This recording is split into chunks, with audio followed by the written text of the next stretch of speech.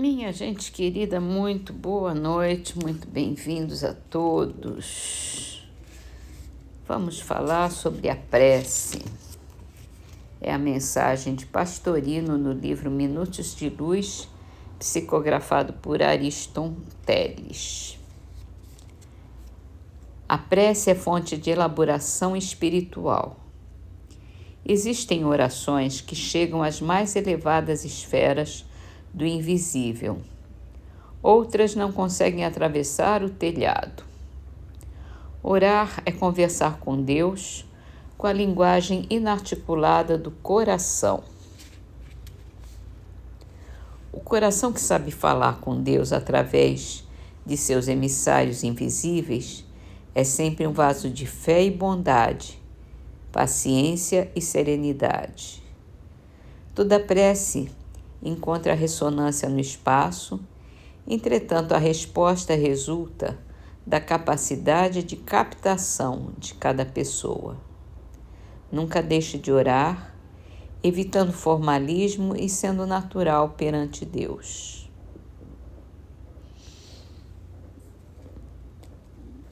E aqui estamos para isso mesmo, para orar, para estudar, para entender como é que funciona, para que a nossa prece chegue cada vez mais alto, cada vez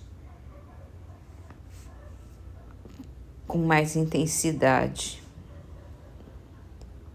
através dos nossos corações, através dos nossos espíritos, principalmente através do nosso amor.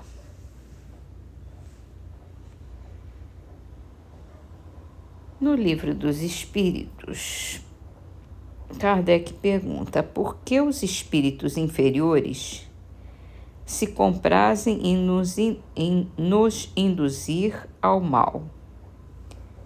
Uma pergunta bastante interessante, né? Pelo despeito que lhes causa não terem merecido estar entre os bons. O desejo que neles predomina é o de impedir, quanto possam, que os espíritos ainda inexperientes alcancem o supremo bem. Querem que os outros experimentem o que eles próprios experimentam. Isso se dá também entre vocês. E é verdade, né? Normalmente o mal não quer estar sozinho no mal, ele quer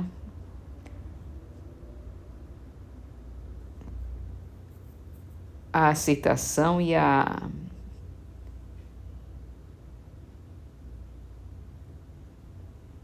o conluio dos outros.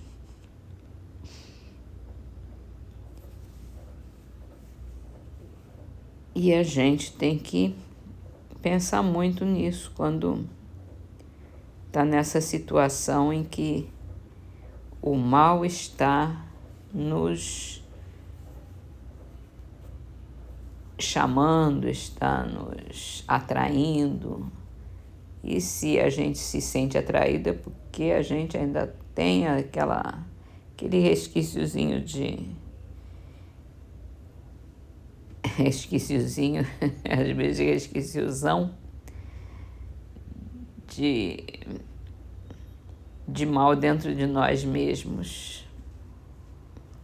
Vamos acordar para a vida.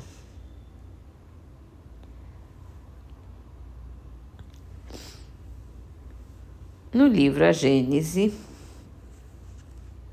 falando sobre espiritismo, falando sobre o caráter da revelação espírita, vamos continuar. Assim como a ciência propriamente dita tem por objeto o estudo das leis do princípio material, o objeto especial do espiritismo é o conhecimento das leis do princípio espiritual.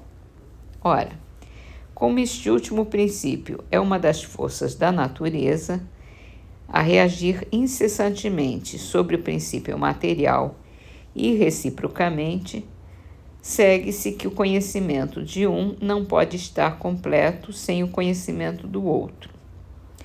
O Espiritismo e a ciência se completam reciprocamente. A ciência sem o Espiritismo se acha na impossibilidade de explicar certos fenômenos apenas pelas leis da matéria. Ao Espiritismo sem a ciência falta apoio e comprovação. O estudo das leis da matéria tinha que preceder ao da espiritualidade, porque a matéria é que fere primeiro os sentidos. Se o Espiritismo tivesse vindo antes das descobertas científicas, teria sido abortado como tudo quanto surge antes do tempo. Todas as ciências se encadeiam e sucedem numa ordem racional. Umas nascem das outras, à proporção que acham ponto de apoio nas ideias e conhecimentos anteriores. A astronomia, uma das primeiras cultivadas, conservou os erros da infância até o momento em que a física veio revelar a lei das forças dos agentes naturais. A química, nada podendo sem a física, teve de acompanhá-la de perto, para depois marcharem ambas de acordo, amparando-se uma à outra. A anatomia, fisiologia, zoologia, botânica, mineralogia só se tornaram ciências sérias com o auxílio das luzes que lhes trouxeram a física e a química.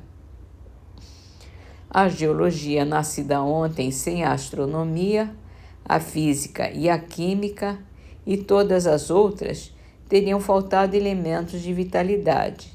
Ela só podia vir depois daquelas. A ciência moderna refutou os 4 elementos primitivos dos antigos e, de observação em observação, chegou à concepção de um só elemento gerador de todas as transformações da matéria. Mas a matéria por si só é inerte, carecendo de vida, de pensamento, de sentimento. Precisa estar unida ao princípio espiritual. O Espiritismo não descobriu nem inventou esse princípio, mas foi o primeiro a demonstrá-lo por provas inconcussas. Estudou-o, analisou-o e tornou-lhe evidente a ação. Ao elemento material, ele juntou o elemento espiritual. Elemento material e elemento espiritual, esses os 2 princípios, as 2 forças vivas da natureza, pela união indissolúvel deles. Facilmente se explica uma multidão de fatos até então inexplicáveis. O Espiritismo, tendo por objeto o estudo de um dos elementos constitutivos do universo, toca forçosamente na maior parte das ciências. Só podia, portanto, vir depois da elaboração delas. Nasceu pela força mesma das coisas, pela impossibilidade de se explicar tudo com o auxílio apenas das leis da matéria. É isso. Essa é Kardec falando da gênese do Espiritismo, né? Da criação, da elaboração do Espiritismo. E vamos, então, terminar as nossas leituras com uma trovinha de Targélia Barreto, do livro Canteiro de Ideias, psicografado por Chico Xavier.